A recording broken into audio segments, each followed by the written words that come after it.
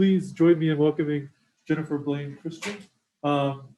She joins us from ASU, where one of our co-coordinators for the seminar, Trevor Thornton, recommended that we should invite her, and I'm ecstatic that we have. I think probably those of you that have had a chance to meet with her so far today have uncovered just how diverse and varied her interests are. Those of you who haven't met with them or meeting with her tomorrow, you have something to look forward to. But it's been really fun. We've had conversations about astronomy to biophysics to circuits. Walking between meetings has been really fun for me. And so I'm excited to hear her talk, where we are about to hear about something that is obviously very pressing, given the fact that we're all wearing masks right now and so on. But hopefully we'll have a chance to learn a little bit. Thank you for joining. Thank you. And this is, I have to say, this is exciting for me too. I haven't had the opportunity to go and give talks, to meet people in so long. And this one didn't require provost approval.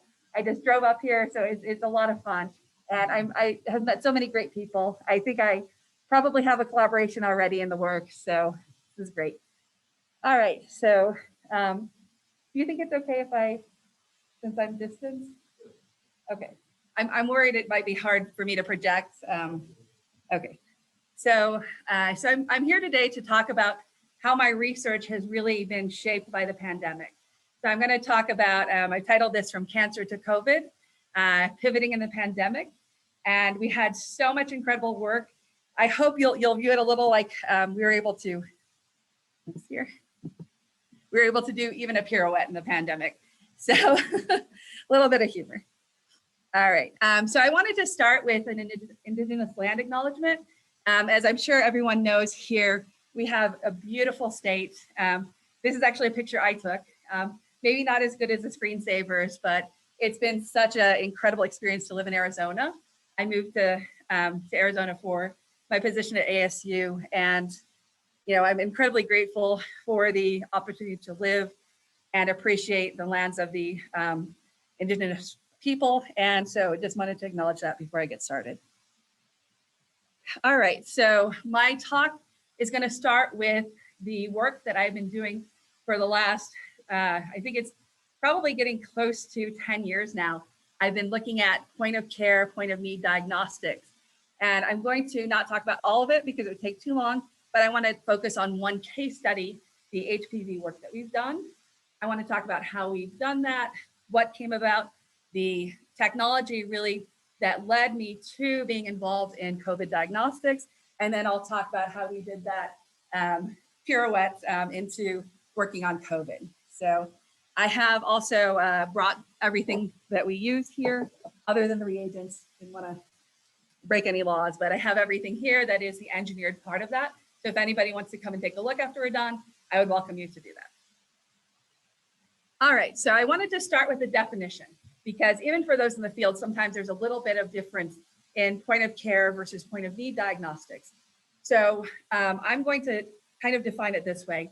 A point of care would be a place where medical care is expected. So maybe a clinic, maybe a minute clinic at your CVS or Walgreens, something like that. It doesn't have to be a research laboratory, but somewhere where you'd expect to interact with a healthcare professional. Point of need is where you need the care, even though it's outside of medical context. So if you wanted to treat someone or even check in a room like this, does someone have COVID? So that's my definition. And what I have focused on within this context is really diagnostic technology for low resource settings. We want to create diagnostics for the underserved population to impact health equity.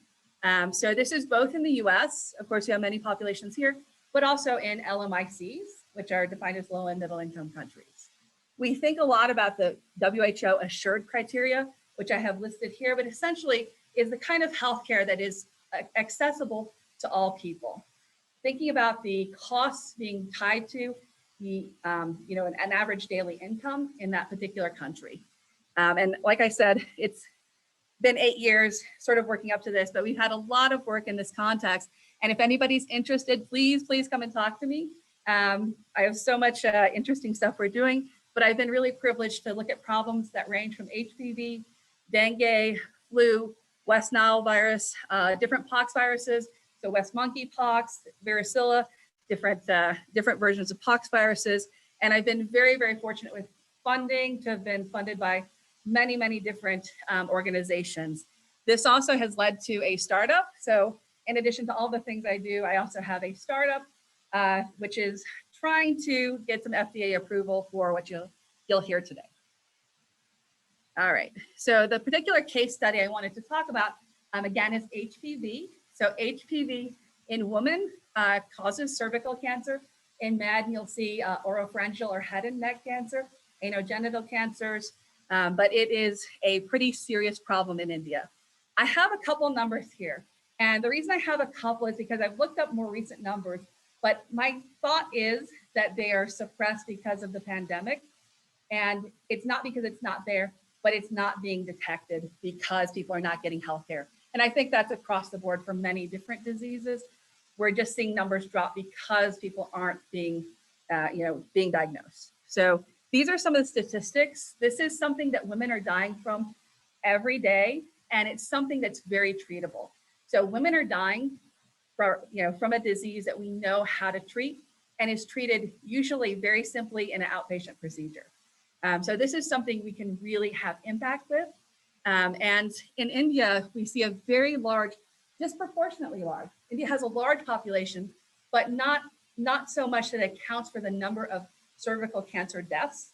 It is really disproportionate to the population. So we're seeing a lot of women die unnecessarily, and there is pretty much zero vaccine coverage. There just isn't the kind of distribution of vaccines that we have in the US. And so, as I said, straightforward, very successful treatment. And I'm really fortunate. I got to visit New Delhi a few times and visit the All India Institutes of Medical Science, which is kind of the Harvard of India. The phenomenal institution, really brilliant physicians there. We work with the OBGYN and the virology department there. And you can see some of our collaborators up here, me with my students working in the lab, really exciting. I got to visit during Holi. So you can see the colors, so celebration where we throw the colors, so lots of fun. But I was fortunate enough to work with people who are embedded into the community, who know the people, who have the trust of the people that we're working with. And we were able to go to some of the lowest resource settings outside of New Delhi. So these are individuals, probably not the ones you're going to meet at US universities, but those who live in places that don't have consistent running water, who don't have electricity, and those types of populations. So when we started this study, this is what was called point of care technology. And as you can see, some of these have humans in them. Some you can tell from the computer screens, but these are really big instruments. They're not something you can take to the people who need care. Since we started, I'll show what's happened. So we had a little conversation. This is the Cepheid Gene Expert. So this is instrumentation that's come up since, and even smaller has been the BioFire instrument. So these have actually shrunk in size since we started the project in 2018. So of course, technology shrinks. One of the remaining problems, and I had a conversation about this, is that the instruments are still quite expensive. So oftentimes, even in the US, we are struggling to pay for the kind of instruments that can perform the diagnostics at the point of care or the point where they're needed. So we wanted to still move forward with this, thinking about, can we make not only the tests inexpensive, but the instrumentation inexpensive and accessible to those populations? And you're still talking about, so the Cepheid is $35 is what we were quoted for one test. And perhaps in the US, that's reasonable. Outside the US, oftentimes it's not. All right, so what we want is really sort of the holy grail, right? If you think about diagnostics, there's this graph we can make of complexity. So is it a really complicated thing? Do you need an MD? Do you need a phlebotomist? Do you need some kind of expert training to perform the test? And then there's performance. So in cases where you have these really complicated lab tests, so you might go to, you guys have Sonora Quest, LabCorp here, probably the same ones we have down in the Phoenix area. So those are those really complicated, but really high performing tests. On the other side, you have things like your pregnancy test or other the diabetic test strips, things that are really easy to use and you can use at home, but they aren't high complexity. They don't give really sensitive analysis of whatever you're trying to detect. And so what we wanted to do is kind of hit the sweet spot, right? This ideal point of care technology that has low complexity, but is able to still hit those high performance metrics. So that's where my work hopefully sits. So one of the things we did was to look at what's out there, what's working. So both the self-monitoring blood glucose as well as lateral flow assays depend on this capillary flow. Really simple. You can do these things at home. You get a little drop of blood or other biofluid, and it's just like a paper towel wicking the fluid along. What happens is it goes along this paper or nitrocellulose, and we're looking for little molecules to stick. So biology is really nice. Unlike your basic chemistry, if you have in your basic chemistry, when you're trying to react, there's lots and lots of things that can interfere and can react with the same molecule. In biology, we have really specific molecules. So we were looking for antigens and antibodies. And your antibody, it's like a lock and key system. So if you have a particular molecule, it's going to be the only thing really that sits there and locks in. So we have molecules that are traveling down. They come to their lock and key. You get the right one in there, and we're trying to detect it. So this works really well today in pregnancy tests and the blood glucose, because those concentrations are very, very high. Those concentrations are thousands of times higher than what I'm looking for. So we looked at this and we thought, what can we do that's better? So we tried to do something that changes the technology just enough so that we can get higher sensitivity and higher specificity for these things. So we were able to take some of the biomarkers or some of the molecules that are really specific to HPV. So this is the serology-based testing. That means that it has to do with the immune response to HPV, not detecting the virus, but detecting the immune response to the virus. And our original work was to look at several different subtypes. And again, this would be a really long talk if I went into all the details. If anyone's interested, come and talk to me. But within HPV, there are subtypes that are more oncogenic or more cancer causing than others. And so we wanted to look at specific parts of the immune response for the ones that are most likely to cause cervical cancer.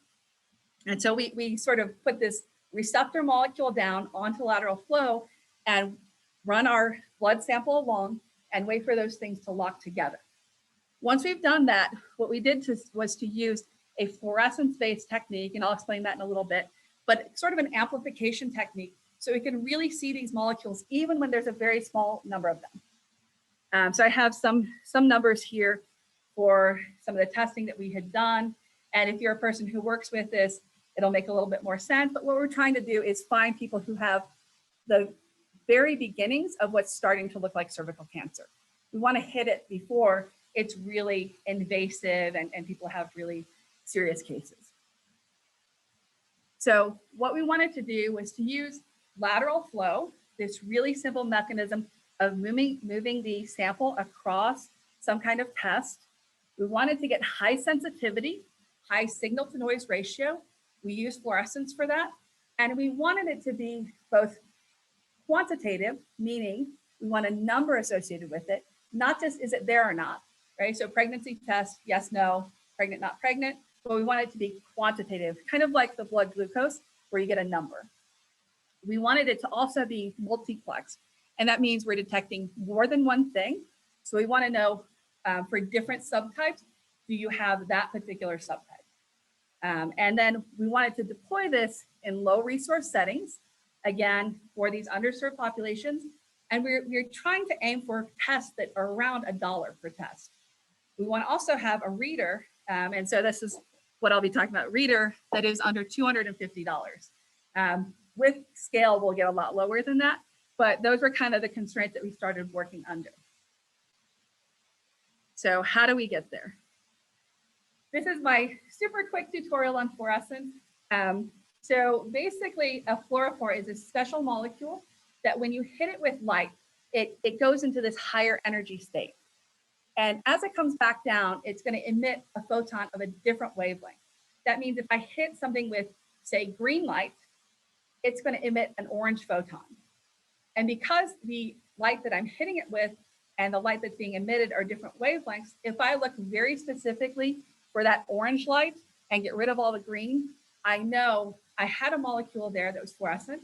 And then I look at the intensity and I can say, how much did I have? Does that make sense? Okay. I see a lot of yeses from people who probably already knew that, but hopefully that makes sense to those of you who didn't. All right. And so this is what we do. On the bottom there, you see we have these antibodies and we have antigens, and then we just attach on this little fluorophore. We use different fluorophores for different assays, all the different things, targets that I talked about. Normally, when you're trying to detect fluorescence, you use instruments like this. So the microscope is basically the one I have in my lab, right? So it's a big instrument. It's not easy to carry around. And if anything comes out of alignment, you're in trouble, right? The other instruments you see are my collaborators' instruments. And those are things that scan for fluorescence really quickly. So you can scan 100 different areas of a well plate or a little plastic thing. You can scan lots and lots of them very quickly, and you can get a number. But these are not really appropriate for our context. You don't put this in a medical van and drive it to one of these clinics. We had to make something that would perform this function, but it had to, again, be at a cost point that was reasonable, and it had to be amenable to going down the dirt roads where you would shake and you would not be able to carry real heavy things. So we had to have something that hit our sensitivity detection targets. We had to have something that's compact, rugged form factor, and easily deployable. We wanted to reduce the costs to remove excess. And the other thing we thought about, and we actually thought about this before COVID, but everyone understands this now, is that we wanted to have good supply chain. We thought about, if we have this one particular thing that only we know how to make, we're going to be in trouble if we want to deploy this to many, many places. So we started thinking about supply chain and having only included in our system different components we could source easily from lots of manufacturers. So photodiode, easy to get, right? Everybody knows you can get a photodiode from lots and lots of places, easy to get. You know, the resistors, capacitors, all those things that are used in this system, you can get from more than one place, and they're pretty easy to get. Okay, so this is a little bit of exploration or additional explanation about the fluorescence and what we did. So we started to break down the functionality of a fluorescence-based detection system, those big instruments that I talked about. What do we need? So, my graphic's not working quite right. Sorry. Okay, hopefully it works right from here. Sorry about that. So we took our fluorescent molecule. And again, there's lots of them out there, but you can get these curves for them. And what you'll see is that there's a range of wavelengths for the excitation, right? The light that you're going to hit them with. And then there's a range of light that they emit. And so what we want to do is make sure we're hitting them as close to the peak as possible, so we get the most bang for your buck, right? And we want to make sure that where we're detecting is outside of the place where they cross over. The place where they cross over is the bad part. You don't want that, right? That's where you start to get confused about your input and your output. Okay, so we got LEDs. This is an older one. We had organic LEDs at one point, but in any case, we want some kind of emitter. And this is the curve we had for our emitter. And what you'll notice is that, yes, it hits the peak, but it doesn't avoid that output or emission wavelength range. So we needed to have filters. So at that point, we started to look at different filters, and we know what we need is a high Q. We talked about this. We need a high Q filter. So meaning really narrow, because there's not a lot of wavelength separation between these things. So we found a high Q stacked dielectric filter that we could get, and we found a way to get it at a low cost. So we're able to then isolate with this filter just the excitation wavelengths that we want, and they don't spill over into the output or the emission wavelengths. We did the same thing on the other side. So we wanted to figure out what kind of filter do we need on the other side. We found that and put those together in a system. Now, you remember I mentioned it had to be rugged. So one of the things that we said is we cannot have anything in our system that's a focusing optic. We don't want to have any lenses or mirrors or anything like that. We want everything to be really, you can take this thing and shake it. all you want. Nothing's rattling, nothing moves around. And that was a big constraint for us. So we figured out we wanted to do this by really making everything focal plane optics. And that's really a fancy way of saying I want a sandwich. I want everything to be as close together as possible so I don't have to worry about these viewing angles or light kind of going everywhere. So if you make everything close, it sort of approximates down to being almost collimated, not quite, but almost collimated. Right, meaning kind of in a column. Okay. So this is how we did it. It's an exploded view. So everything's kind of pulled apart and, but hopefully you can see. So we start on the bottom.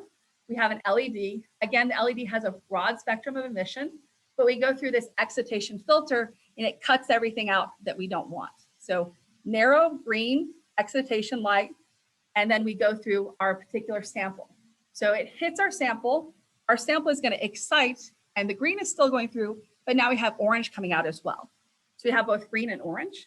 We have a second filter that's going to get rid of the green, and it does it pretty darn well. We get a little bit of leakage, so I kept the small little green arrow there, but mostly what we're getting is orange light, and that hits a photodiode. Our photodiode is what transduces from light into an electrical signal. I'm not sure the background of people here, but some will probably recognize the circuit more than others. But what we have is a really simple circuit. So I teach a second year undergrad circuits class. They learn what you need to know to do this. This is a pretty simple circuit, but if you're not a circuits person, I'll explain it this way. So I think of this as a bucket, and I have a bucket that I'm going to fill up with charge. And so every time I transduce a photon into an electron with my photodetector, I put another electron or two into my bucket. And what I'm trying to do is to fill up my bucket. The reason I want to do that is because I want to average. And by averaging, I get a lot more accuracy with really inexpensive components. If you do a single measurement at one time point, you're going to get noise. And your noise is going to throw off your signal. But when you have noise that has certain properties, after a certain amount of time, it's basically going to average to zero. And we go way beyond that. We measure for about 30 seconds. And in the world of real life and how you do things in real life, 30 seconds, who cares, right?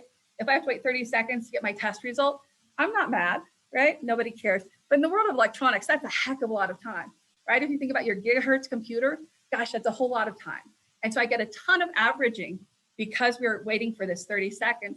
And that's one of the tricks that we play to make our costs really, really low compared to those instruments that you see that I had shown before. All right, so this is kind of a graph of what the electrons look like as they're filling the bucket. They're going higher and higher and higher.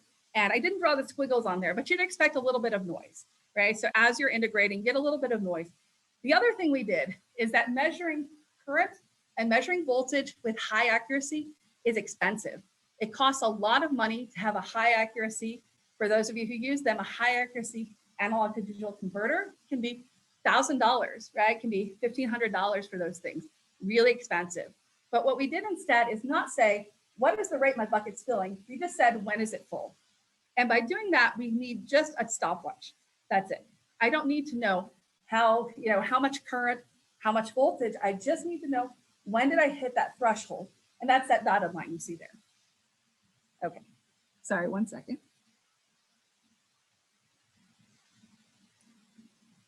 So as I'm looking at how long did it take, I can then backtrack to how many photons, how many molecules, what concentration did I have? So I have a very, very inexpensive way with my electronic stopwatch of saying, what was the molecular concentration of this particular biomarker, this particular biological molecule that indicates somebody might have cervical cancer? Okay. And we did a lot of testing. This represents a little bit, but there were years of work that went into making sure that we could tell with our stopwatch technique how many molecules we had. And so you can see a little bit here with that rainbow up at the top, different concentrations, what happens, how can we track that back to a particular concentration. What you see on the bottom, if you're a person who does any fluorescence, you're seeing the hook effect, which is a well-known phenomenon. So we had a pretty nice correlation. So our measured is the blue and the calculated is a black, we get a pretty good correlation between what we measure and what we calculate the concentration and that particular time should be. And I have a fantastic student who has graduated and gone on to better things, but who did an enormous amount of work in determining all of this. We also did limits of detection. So we figured out how few are the, I guess, what is the smallest number of molecules we can reliably detect. So we did a lot of work on that as well. So this, of course, is going to depend highly on your particular disease. So it's going to be a different number for HPV. It's going to be a different number for pox virus, for the flu, et cetera. But in most of the cases, we're getting down to somewhere in the range of something around 10 to the fourth molecules. Some of them have been a little worse. Pox was pretty hard, not quite as good, but we're hitting somewhere around that. And so this is really hitting the levels almost, right? We're within an order of magnitude of what you would expect from a laboratory instrument. So not too bad. Again, we did a lot of testing. So this is showing some of the data. Can we detect, not detect HPV? So these are particular, for anybody who does HPV, these are very familiar, but these are different biomarkers for an immune response. And so we're able to really have quite similar results to a more classic laboratory-based technique. These are different versions. I'm showing 1 through 4. I haven't updated this slide in a while, but I'm sure we've had at least 20 versions of this thing. The first one we still have running in the lab, and it's nicknamed Old Faithful. We have a couple that have been sitting in my collaborator's lab for 4 years. So these things, once you get them up and running, once you install it into a place, they work for years. This is not something that you have to go in and you have to fiddle with. Once they're there, they work. We do some calibration, right, from time to time, but really, once you've calibrated it, it's pretty good. We mail them to India, they still work. So we've had a lot of luck with figuring out how to make these things deployable. Customs sometimes is an issue. They sometimes open our stuff, but in any case, once it's there, without customs tearing it apart, they work really well. And this is our latest serology box. We have other boxes I'll show pictures of. All right, so this is one of the things that we figured out that really made a huge difference. These filters that you see up here, the ring filter is one that you would probably, many of you may have looked at or purchased from a company that creates filters. These are those stacked dielectric filters, and they are very high Q, the kind that we need. The problem was when we had Old Faithful, and still Old Faithful does this, we needed $650 worth of filters for that design. That's way too much, right? We don't want to spend that much money. Well, what we did was go to one of the companies, and there are lots of companies, we've gone to a couple of different ones, basically the same result. You can go to these companies and say, make me a wafer, the same way everybody does with silicon, right? Go and do a wafer fab, dice it for me, and I get lots and lots of the same IC for a much lower cost. So we did the same thing, not just us, right? This is a well-known thing. You make wafers, you dice them up, you get a lower cost. So with that, we were able to implement something that was also much more robust to movement. So you can imagine Old Faithful sits in my lab, that's fine. But if it was jiggling around with that ring filter, it might come out of alignment. We actually adhere them directly onto the devices. Oh, sorry, that's the next slide. So we use those filters. This is the layout for one of our tests. And again, if you're an HPV person, this makes sense. But these are the oncogenic HPV subtypes that are of interest. So these are the ones that are most likely to cause cervical cancer. And they're different biomarkers as well as our control. These are what get placed into a box like this. This is our 16 site. We've got a lot of different configurations. We've got a 1, we've got a 4, we've got an 8, got a 16 site. We also have a 6 site reader. So lots of different versions. This is one of them. And you can kind of see that what we're doing is to take the device and basically slide it over our electronics. Here's the picture where you can see the filters adhere directly onto the devices. So this is a standard printed circuit board, OSH Park, easy peasy place to get your circuit boards. We have surface mount devices, and then directly on top of there, And hopefully you can see here. Can I annotate this maybe? So this one that's darker, you see that? So that one that's darker has a filter placed on top. Once those filters are placed on top, we basically glue them down and they don't move. So these boards sit one on top of each other. And if you want to take a look, I have it in here. And then we slide our sample in the middle. So we have that whole stack that you saw, that emitter, filter, sample, filter, emitter, all placed into this stack that's very close together. So this is how we're able to do those measurements. And there we go. So this is that fabulous student's hand. You can see there, well, my student who is amazing, did a lot of this work. And this is our 16 site reader. So we can go up to 16. Sometimes you just don't need that many, depending on what you're looking for. And you can see this is with all of the LEDs turned on. So you can kind of get an idea of the light in there. We actually turn them on sequentially, one at a time, so we don't get crosstalk. And there's some different optics with apertures in there. All right, this is the 3D printing design. This is for the 4-site reader. So you can kind of see everything is really very, very easy, 3D printed. This is that tray that you see. So really easy to put together, easy to make, not expensive, and it all fits together and creates that system. This is sliding the trays in and out for the different configurations. So all of this was going great. We're ready to deploy our 13,000 person study in India, and we had a pandemic, as you all know. And so I'm sure, like all of you, a lot of things went haywire. A lot of things went not the way we hoped. And I won't, let's not re-traumatize ourselves, but we're still recovering, I'm sure. So we had a pandemic, and so everything has been on hold. The CDC stopped taking our calls. We were in the middle of study with them.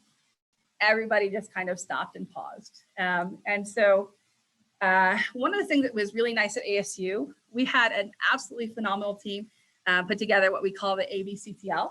This is the Arizona State University Biodesign Clinical Testing Laboratory. And we were really lucky to be able to spit into a tube and get results. I don't know if anybody here has done that test. They had sites up in Flagstaff. So we were so lucky to have that. And it was, just amazing work by great people. You're probably familiar with this. This is a PCR-based testing. And I want to emphasize that is different than antigen testing. Antigen testing that you do in a few minutes is not as sensitive. And so likely you may be symptomatic or close to it before it picks it up. The nucleic acid or PCR-based testing picks up very early. So even before you would know that you're feeling sick, you can probably get a positive result. So it's been really great people set up this incredible lab. But you see, again, this laboratory instrumentation, they had amazing robots, $1 million, kind of setups, these things that came in, picked it up, set it down, all the things. And so what happened a little later was we have to do this testing. We have to wait, 20, sometimes 24, sometimes 48 hours to get our test results. So a little while later, many months later, I was contacted and asked, can you do this so that somebody can test, get their results on the spot, and then walk into a meeting feeling confident they're going to be healthy. They're not going to transmit. They're not going to have transmission to them. And so I was both really, really excited and really scared when this happened. We were lucky. We got an enormous amount of funding split between myself and 2 other investigators, 2 other faculty members at ASU, to develop a test for COVID that could be done on the spot. And so because I had this, I had a really good jumping off point to figuring out how can you do COVID-19 testing in a setting, right? Low resource, right? This is low resource. It's not because we don't have the money, we have a nice hospital, but because we don't want to have to go to a hospital. So now that same context kind of comes to people because of different reasons. So we had to completely rethink what we were doing. We had not looked at the kind of testing that gives you really good high accuracy results for nucleic acid, right? So RNA, DNA, And you have to detect the RNA from a COVID virion or virus in order to have high accuracy. So we had a whole lot of things that had to change. We had to figure out, how do you open up that COVID coronavirus, because all the stuff you want to detect is inside this kind of shell thing. So we had to figure that out. Luckily, I had collaborators who know a whole lot more chemistry than I do, who figured out how to kind of have this proteinase. So proteinase means protein eater, can eat up the protein. We had to figure out, how can we inactivate the virus, because ASU is not going to let anybody touch raw saliva. So that was part of our challenge. So we had to figure out, how do we inactivate it before my team touches it? And we had to figure out, how do we concentrate the RNA? So this is an important step. And I'll show you a little later with the cartridge, how we did that. We wanted to make sure we had it concentrated, because that's what makes it easy to detect. We had to figure out, how do we implement a valve? We have been doing nothing but nitrocellulose for years and years. We had to switch out of that, because we tried and banged our heads against the wall, and it just was not sensitive enough for this particular type of assay. So we made lots and lots of changes, lots and lots of new chemistries, and this is what we ended up with. So we ended up with a system, and we are almost at the end of trying to get this to a broader testing at ASU. Paperwork is in, and they're meeting tomorrow, I think, to analyze it. But we wanted to have a system that is self-sample. So you see, everything on the left is done by the person who is being tested. So it's similar to what you see. You do your little straw, spit into the vial, and you twist a cap that has stuff embedded in it. That stuff embedded in the cap is a protein eater. So that's going to release in there and start to eat the protein. The other thing it does is it makes saliva, which is really gooey and gross, right? It makes it into something that has lower viscosity, especially when you apply heat. So we do that step, we do the heating step, and at that point, the COVID-19 is what's called inactivated. It's not going to transmit anymore. So at that point, now my team comes in, and we take a syringe, and again, if you want to see, I can show you how this works. We take a syringe and we put it into one of these guys. This contains all of the mechanisms embedded in there to perform that really fancy testing, almost not quite, almost the same way that the high functioning lab with the laboratory with the robots does, by engineering all the lengths of the microfluidics, all the pathways, all of those things, so that everything goes to the right place at the right time and the right volume. We had to learn lots and lots and lots of lessons on the way. I'll talk a little bit about that. But we were able to use that same basic mechanism of measuring light. So in this, you can see in this a little bit better, but there are holes in this thing. So those holes are the places where the light goes through, and we do that same fluorescence-based detection that you saw in the previous slides.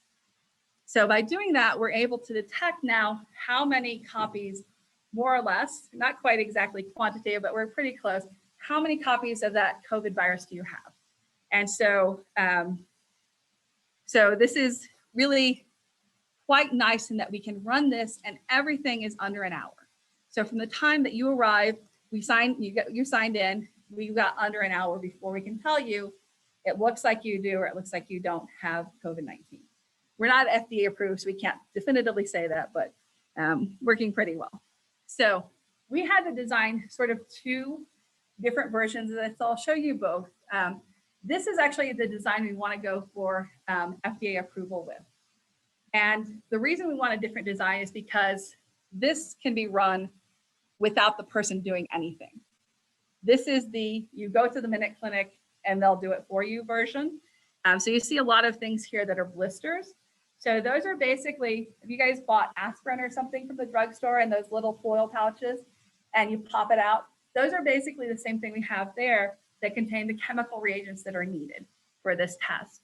And so they're pretty easy to pop.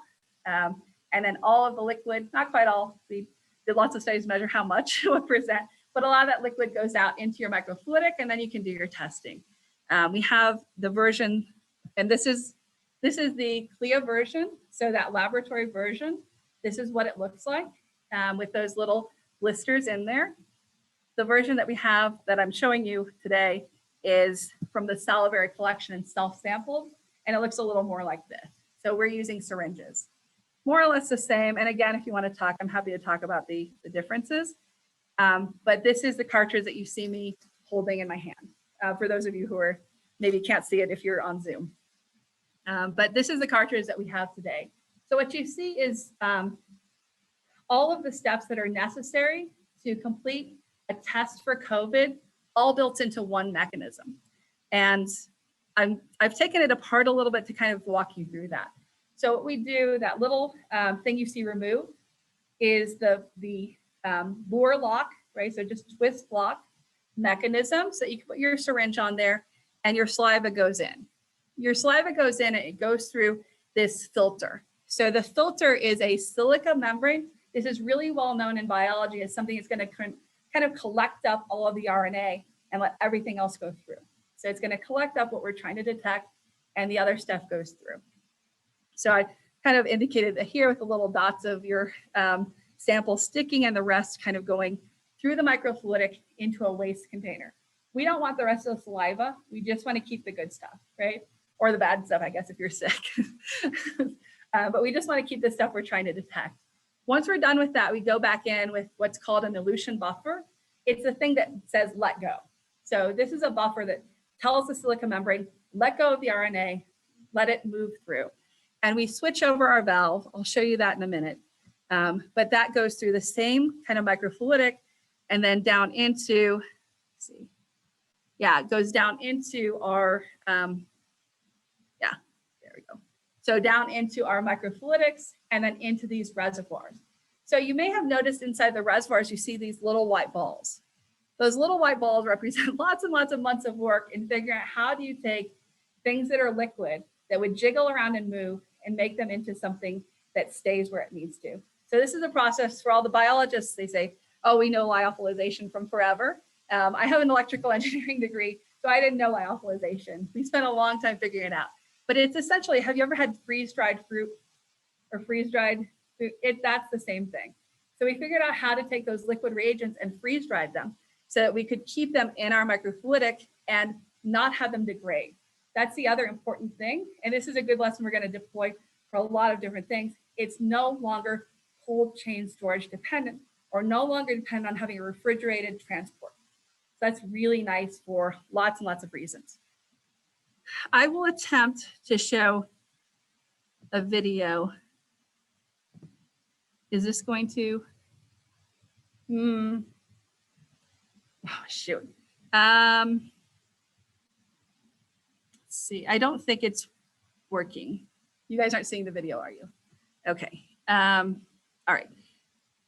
I will, if anyone would like to see, I will provide access. Oh, maybe I can do it this way. Is that visible? Okay, so let me start at the beginning. So at the bottom, you can see we lyophilize some food coloring for you, just because it's a little more visually detectable. So if you see those 4 little pellets down in the bottom, those are basically food coloring. So you can kind of see those things sit there, that buffer comes in, and then it's going to basically dissolve. And they're almost like cotton candy. They dissolve really nicely so that you now have all the reactants that are needed in your wells for your reaction. And this shows we can isolate 4 different reactions.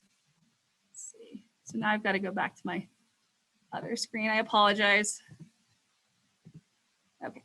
So we can have 4 different reactions that happen. What's nice about this is you guys are all probably familiar that we had COVID, and then we had Delta, and then we had Mu, and then we had Omicron, and all the other Greek letters, almost all of them in between. And so what happens is that sometimes when you design a test with just one biomarker and that thing you're trying to detect changes, or you have a variant, you can no longer detect it. So what we did was to pick 3 different things, 3 different parts of COVID.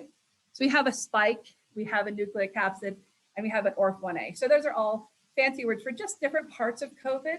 So we're detecting the different parts, and if it changes a little bit, we still detect it. So this is something that later on became really important, was to have this multiplex, I mentioned that before, more than one place detection. All right, let's see if I can keep going here. So this is a little exploded view of how the cartridges work. So these are, if anyone's interested, I can talk about how we make them, but these are just layers. And a lot of what we put on there is, so there's a plastic in the middle, and it's basically medical tape that we cut to a particular shape and then put it together like a sandwich. So it is really trying to, again, get back to that inexpensive and easy to manufacture methodologies. This is basically how we make our tape in the right shape. We have this big clicker press. So we put these dies in, you see on the bottom left, press comes down and it cuts the tape to the shape we want. So trying to make everything as scalable as possible. We've also talked to, there's a company in Minnesota that does this with the reel-to-reel. So we have some samples from them as well. So this one I embedded. This is if you have the other type of assay that doesn't have the syringe. We have a blister being ruptured here. So you can kind of see my students' hands a bit in the way, but you can kind of see that those rupture, and we're able to do that as well. So this can work, both methods work fine. And this is the updated box. What's different about this is that we put a spring heater in there, and it was actually quite hard to figure out how do you heat something that you have to look through. That's not an obvious thing to do. So we had a lot of work trying to figure out how to create a heater that had optical transparency and kept everything sort of in a small profile so that it didn't expand our reader out. We wanted to keep that optical path the same. So we had to come up with something that was a spring that flexed, and as it flexed with accounting for these might not be perfect by some percent, it would still work.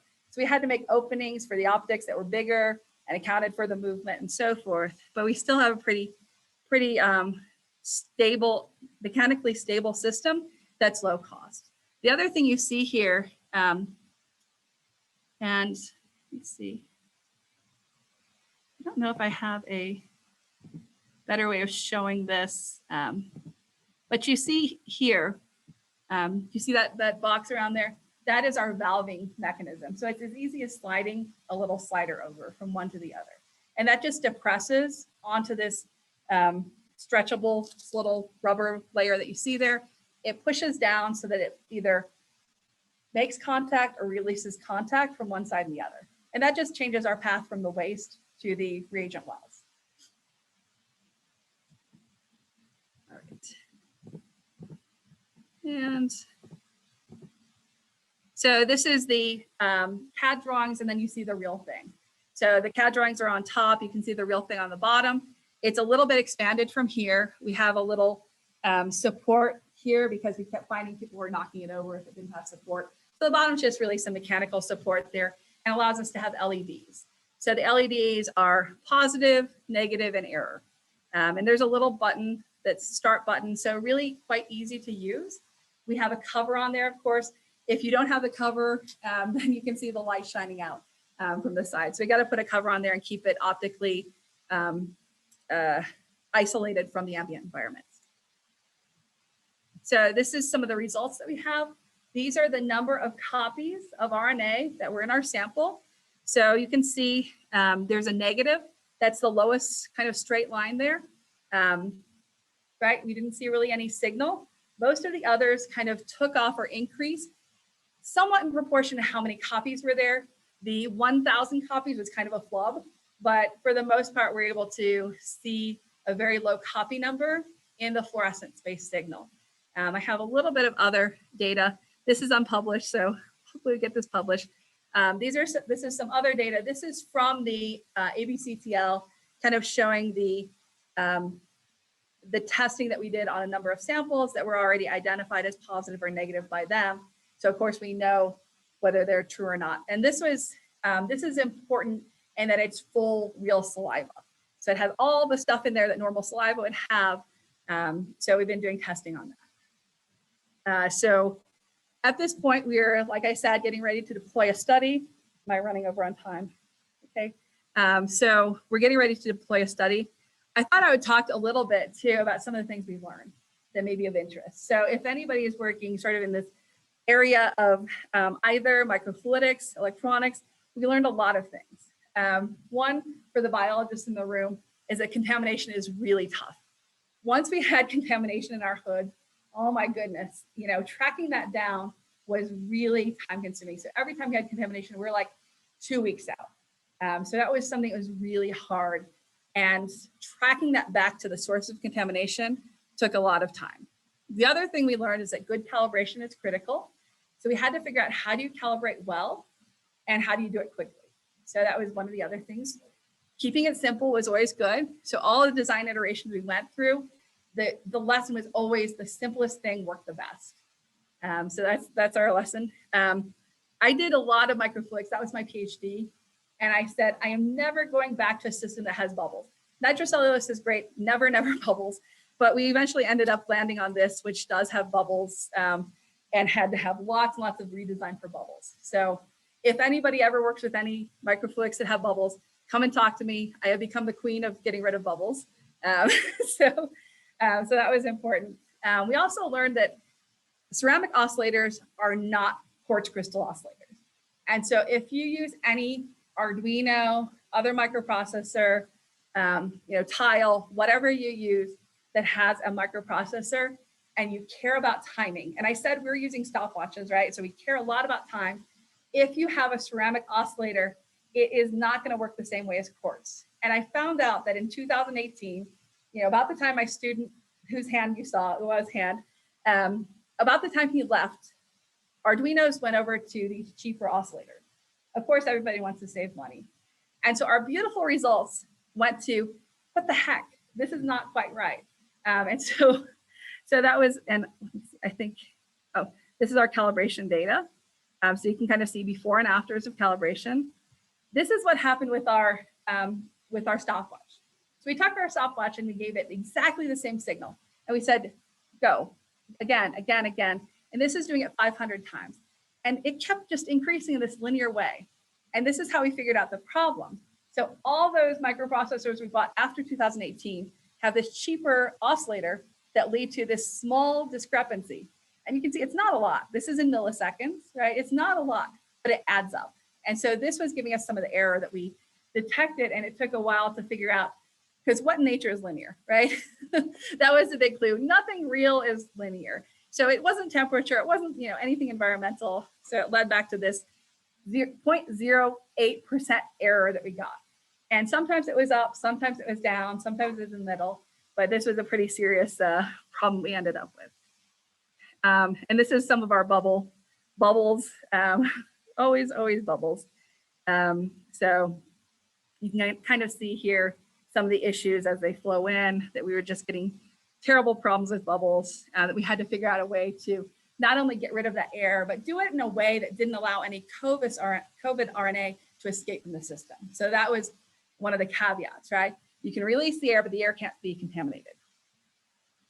So we have significant progress on our inexpensive fluorescence-based tool for both serology and nucleic acid-based testing. We have pretty good limits of detection. We're really kind of getting within that order of magnitude relative to the clinical instrumentation. We're moving forward with some FDA approval, and we have 2 paths for this, as I mentioned. So we have on-campus on-campus studies, and doing more of the CLIA-based, which is a little, laboratory-based testing that leads to FDA approval. So hopefully, lots and lots of references. And the big things I have to do here are acknowledge all my wonderful funding sources. I've been really lucky with a lot of this. And the biggest thanks is to our great team. So you can see I've had lots of wonderful people work on this over the years. They do all the work. I just kind of sit and give the advice and do this, do that, try this. But these are the people who do all the work. And this ranges from my research staff to postdocs to PhD students to master's students, undergrads. So they have all contributed in some way to our point of care, point of need diagnostics. And this is our most recent team sitting there. Others have graduated and gone on. And these are all my collaborators. Because I'm not a chemist, I have to have wonderful people who know chemistry a lot more than I do. So with that, I'll say thank you. And if you have any questions, I'm really excited to talk about this one.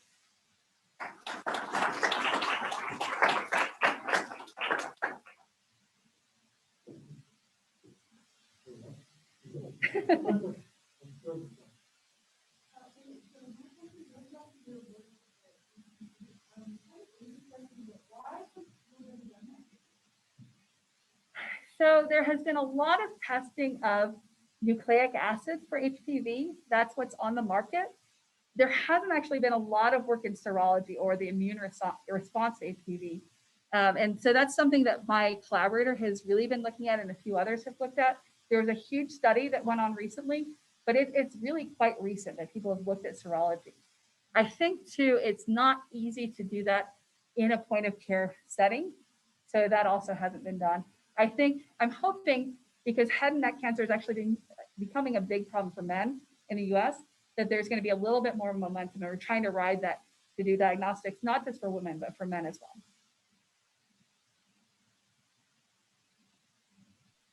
And I can check the chat here. So if anybody online, I'm sorry, I think I'm looking up here and not looking at the camera well, but if anyone online has questions, I can answer those as well. I did have one silly question maybe, Jennifer, but thanks so much for coming and giving the talk in person. This is wonderful. I was wondering, so we're used to the COVID test. You stick up your nose and you drip it onto the thing, and you just look at it, right? Because the serum drifts across and the color bar changes, yes or no. So you can just see it with your eye. Why do you need the LED and the photo detector? You're obviously looking for more than one thing. Right. So that test is a antigen test. So it's looking for COVID. It's looking for COVID in a way that is not as sensitive. So you will not pick up someone who is in the early stages of COVID with one of those tests. That's why we're doing something a little bit different. There's also, it's also not as robust to mutations because you're not doing a multiplex detection. Does that make sense? I think so. So basically, you're looking for detail in the light that you just can't see with your eye. Is that yeah. Oh, yeah. So, yes. So why am I doing fluorescence and not a colorimetric test? I can actually, I don't know if I can get out of this here.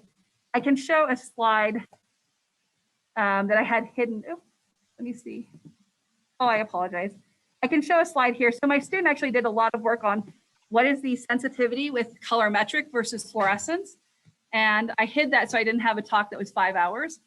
But we had a lot of data showing, let's see, I think here. So this is the fluorescence versus colorimetric, and colorimetric is the one you see with your eye. And we're getting about 1.5 orders of magnitude higher sensitivity with the fluorescence versus colorimetric. You can see here. So on the left is the colorimetric. So that's one of the indicators you see with your eye that you're getting down to. With my eye, I can kind of see 10 to the 7th. It's hard to see here, but with the fluorescent based beads, we got down to 10 to the 3rd. Oh, yeah, so you really get a lot more bang for your buck if you can do that fluorescence detection. Yeah, that makes a lot of sense. Yeah, very good. Well, thank you. Great talk. Enjoyed it thoroughly. Thank you. I can, yeah. So you wanna tell people? Or yeah, sure. With the pink shirt.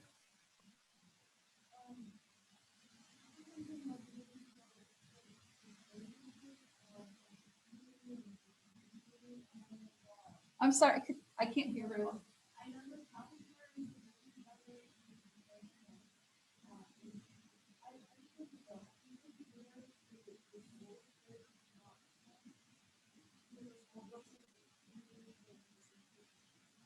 Versus the commercial test?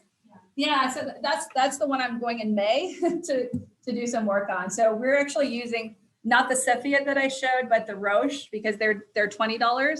But that's our big study, is to run side by side our detection against a commercial system and to compare the results. So we want to see, what are the differences? What do we pick up? What do they pick up? And hopefully what we'll show is that, we're doing pretty good.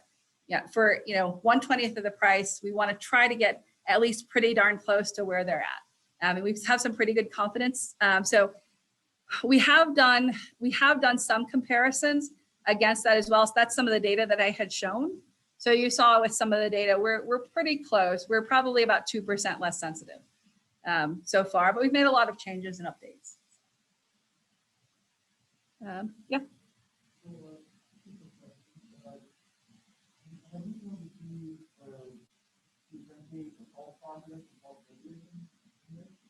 For COVID or for so that's where those percent numbers come from. So you always have, some number of false negatives, false positives, but we're doing pretty well with those. So those are some of the contamination problems we've had as well. So the last contamination, all our negatives were positives. And so, so those are things that we have to work around. But when we aren't having contamination issues, we haven't seen any false positives other than contamination where everything is positive, if that makes sense, right? So we never run just positives. We run positives and negatives at the same time. And so it's only been the case that we see everything turns positive or everything turns negative when we've had issues. But other than that, we haven't seen false positives. The technique we're using is a lamp-based technique, and that's pretty robust. So, and then the hat.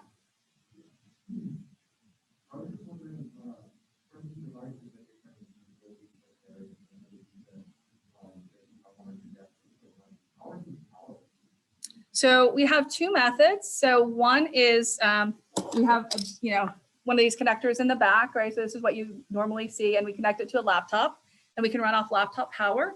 The other is that we use batteries. We don't ever want to plug these into an outlet because the places we're working, that's really inconsistent. And we've even seen, so this is another one, if you do this kind of work, we've seen that if the laptop is plugged into an outlet, we can actually sometimes see problems because the power surges on the power grid are sometimes translating through to our system. So we can do either. In the US, we have no issues, right? I mean, our power is really, we're very, very lucky. But we do want to run on battery power. So we have 2 cell phone batteries built into this. There's some space on the bottom that we can put that. And we've been looking at heating issues. We put thermocouples in there and run these things and take a look and see how the thermal, is doing.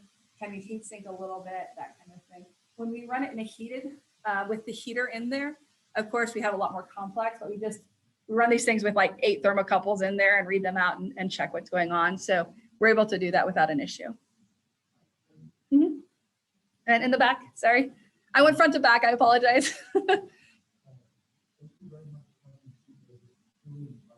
Oh, thank you.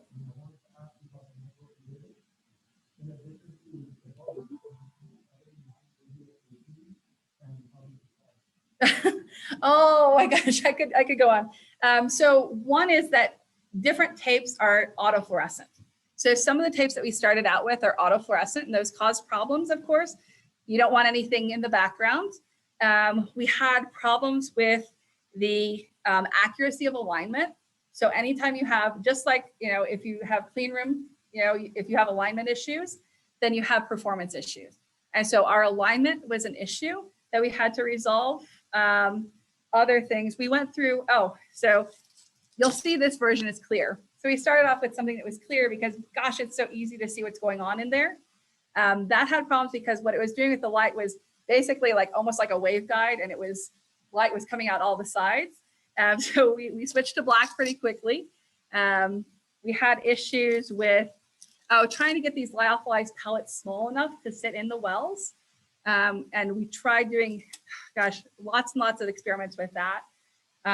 Other issues with when you have that filter in there, it has to be sealed really, really well. Anything in nature wants the path of least resistance, right? We know that from electronics.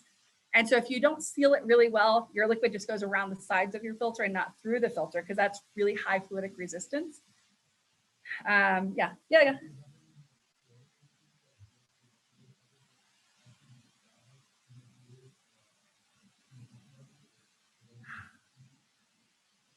We haven't had it get stuck. We've had it leak. Leaking was a problem. So we also have to be sure that the seal is really good on everything. And especially when we have multiple layers. So essentially what we use in here, I don't know if are you a biology person at all? Okay, so they're really commonly used little thin sheets of material that are made out of Teflon that have they're basically filters with 0.2 microns, right? So that is a nice filter for any kind of contamination. If that is not put on there right, it's the same thing. It wants to go up and around. So we have to make sure that that's really well sealed, or everything just goes up and around and leaks. Sure, yeah. You were talking about the collection of Yes, yes. yes, yes. Okay, so if we didn't have any filters, the minute you turned on your excitation light, you'd be reading it out, right? So you'd be detecting it with your photo detector on the other side. So we want to suppress the light we're using as an excitation mechanism and only get those wavelengths that are emitted because the fluorophore was there, not just because light was going right through the system. Does that make sense? Okay. You were talking about the circuit and your bucket. Mhm. So what you meant by that was that if someone had, Yes. So not just the rate, we just measure when is it full. So that's the stop clock idea, is that we just wait until that bucket gets full, and then it triggers the stopwatch to basically stop. So we don't have to look at rates. Rates are expensive to measure. Hitting a threshold or hitting some endpoint with the stopwatch is cheap to measure.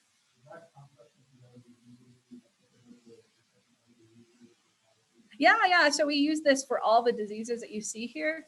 We focused a lot on infectious disease because it makes a lot of sense to try to deploy things for infectious disease. If you have, if you have something that doesn't need to be reacted to immediately, you could wait until you can get to a hospital, wait until you can get, different resources.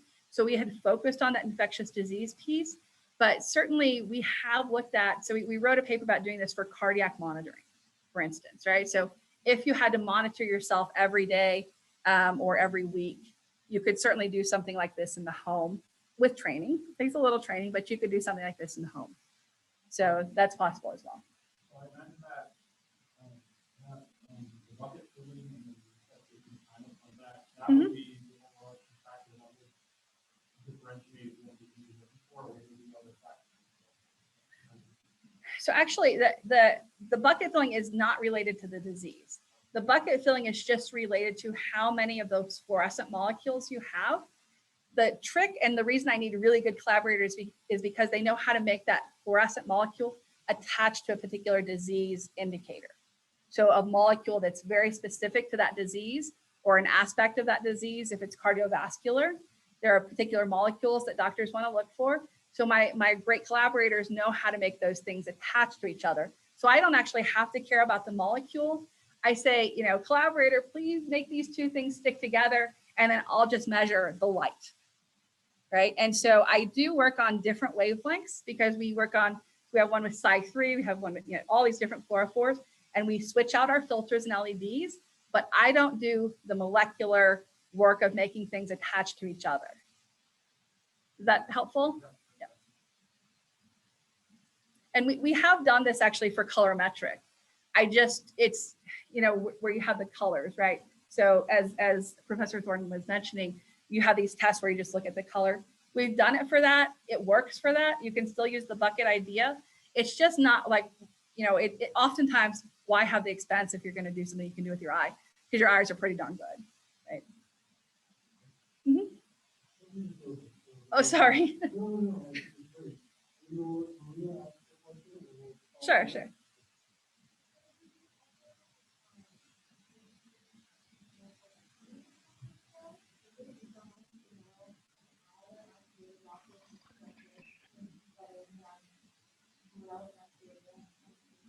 Yeah. So. Jennifer, perhaps you could repeat the question for the Zoom audience. Sorry. Oh, I'm sorry. I should be repeating these questions. I really apologize. Some so I the heard. question was, could you do this for bacteria? And so, yes, certainly. For me, again, I'm kind of agnostic to whatever is being detected as long as I can get my collaborators to find a way to attach the fluorescent molecules, I'm okay.